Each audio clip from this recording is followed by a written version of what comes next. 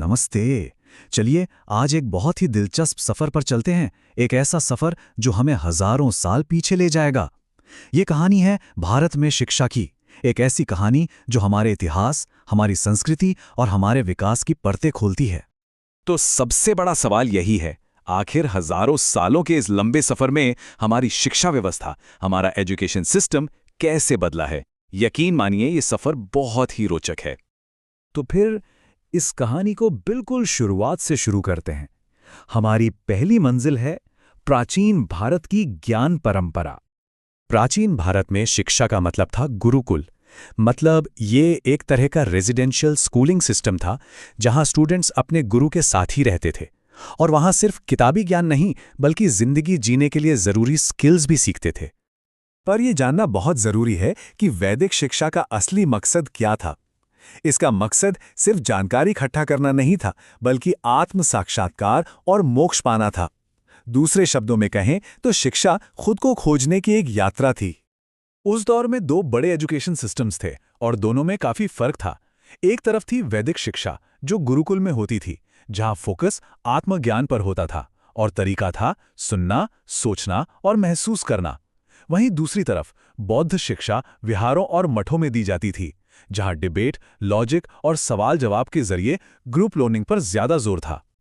अच्छा, बौद्ध शिक्षा में एंट्री के लिए एक खास सेरेमनी होती थी जिसे प्रव्रज्या कहते थे। इसका शाब्दिक अर्थ है बाहर जाना। ये एक औपचारिक समारोह था जिसके बाद कोई भी छात्र बौद्ध मठ की शिक्षा प्रणाली में दाखिल हो जाता था। चलिए अब समय में थोड़ा और आगे बढ़ते हैं और देखते हैं कि चीजें कैसे बदली। हमारा अगला पड़ाव है मध्यकाल में शिक्षा का स्वरूप। मध्यकाल आते आते एक बच्चे की पढ़ाई की औपचारिक शुरुआत बिस्मिल्लाह रस्म से होने लगी। और मजे की बात यह थी कि इसकी शुरुआत एक बहुत ही खास उम्र में होती थी, जब बच्चा ठीक 4 साल, 4 महीने और 4 दिन का हो जाता था। उस दौर में एजुकेशन का स्ट्रक्चर भी बड़ा क्लियर था। 2 लेवल थे। पहला मकतब, जहां बेसिक प्राइमरी एजुकेशन दी जाती थी, और फिर दूसरा मदरसा, जहां हायर और स्पेशलाइज्ड एजुकेशन मिलती थी, एकदम सिस्टमैटिक तरीके से। तो सवाल यह है कि उस दौर में पढ़ाई होती कैसे थी? ज्यादातर तरीके ओरल थे और रट्टा लगाकर याद करने पर काफी जोर दिया जाता था। सिलेबस को धार्मिक और दुनियावी यानी रिलीजियस और सेक्युलर सब्जेक्ट्स में बांटा गया था।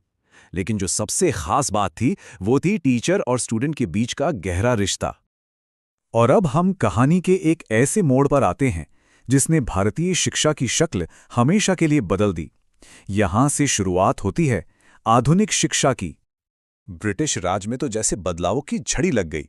1835 में मैकॉले के मिनट ने वेस्टर्न सिलेबस पर जोर दिया। फिर 1854 में वुड्स डिस्पैच ने पूरी एजुकेशन पॉलिसी को ही सिस्टमैटिक बना दिया। इसके बाद भी 1882 में हंटर कमीशन और 1917 में सैडलर कमीशन के जरिए सुधार होते रहे। 1835 का मैकॉले का जो मिनट था ना, वो एक गेम चेंजर था। ये एक बहुत ही अहम रिपोर्ट थी जिसने उस वक्त के आंग्ल प्राच्य विवाद यानी वेस्टर्न बनाम इंडियन एजुकेशन की बहस को सुलझाया और तय किया कि भारत में शिक्षा की दिशा क्या होगी। इसके ठीक बाद 1854 में आया वुड्स डिस्पैच। इसकी सबसे बड़ी बात यह थी कि इसने पूरे ब्रिटिश इंडिया के लिए एक नई और व्यवस्थित शिक्षा नीति तैयार की जिसे हर जगह लागू किया जाना था। अब देश आजाद हो चुका था और अब वक्त था अपने शिक्षा की दिशा खुद तय करने का। तो चलिए अब देखते हैं स्वतंत्र भारत की नई दिशा को। वैसे आजादी की लड़ाई के दौरान ही एक नई सोच जन्म ले रही थी। ये थी वर्धा शिक्षा योजना, जिसे बुनियादी शिक्षा या नई तालीम के नाम से भी जाना जाता है। ये एक ऐसा विजन था जहां शिक्षा सेल्फ सफिशिएंट हो और किसी न किसी क्राफ्ट या हुनर पर आधारित हो।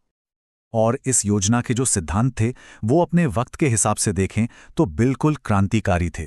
7 से 14 साल के बच्चों के लिए फ्री और कंपलसरी एजुकेशन, पढ़ाई का मीडियम मातृभाषा हो, सिलेबस में इंग्लिश की कोई जगह नहीं, और सबसे बड़ी बात, शिक्षा किसी प्रोडक्टिव क्राफ्ट से जुड़ी हो और सत्य और अहिंसा के सिद्धांतों पर आधारित हो। अब इस साल पर गौर कीजिए, 1964। ये साल आज़ाद भारत की एजुकेशन हिस्ट्री में एक मील का पत्थर है। 1964 में सरकार ने भारतीय शिक्षा आयोग का गठन किया, जो कोठारी कमीशन के नाम से बहुत मशहूर हुआ।